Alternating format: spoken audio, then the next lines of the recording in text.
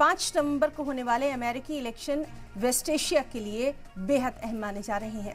Lebanon کے وزیر اعظم نجیب میکاتی نے منگل سے پہلے اسرائیل کے ساتھ جنگ بندی کی امید بھی ظاہر کی ہے۔ اسرائیل ایران محاذ پر اس بات کی فکر ہے کہ ایران اس تاریخ سے پہلے اسرائیل پر جوابی حملہ کرے گا۔ لیبنان کے وزیر اعظم نے کہا کہ وہ جنگ بندی کے بارے میں زیادہ پر امید ہو گئے ہیں کیونکہ امریکی سفیر جمعرات کو اسرائیل کا دورہ کرنے والے ہیں۔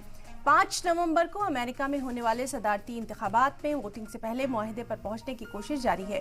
دوسری طرف حزب اللہ کے نئے لیڈر نعیم قاسم نے کہا کہ وہ کچھ شرطوں کے تحت اسرائیل کے ساتھ جنگ بندی پر متفق ہوں گے۔ یہ بیان ایک ایسے وقت میں آیا جب اسرائیل کی سیکیورٹی کیبنٹ ممکنہ جنگ بندی پر چرچا کرنے کے لیے میٹنگ کر رہی تھی، لیکن ویسٹ ایشیا میں ایک دوسرے محاذ پر کشیدگی کے اشارے بھی ہیں جو کہ بلاس کے قریب ہے۔ ایک سینئر ایرانی ذرائع کے حوالہ دیتے ہوئے CNN کی ایک رپورٹ میں کہا گیا کہ تہران اپنے علاقے پر اسرائیل کے حالیہ حملے کا فیصلہ کن جواب دے گا۔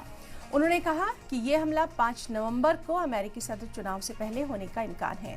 رپورٹ میں ذرائع نے دعویٰ کیا کہ اسرائیلی حملوں کے خلاف جوابی کارروائی پر تہران کی پلاننگ کی اندرونی جانکاری اس کے پاس ہے۔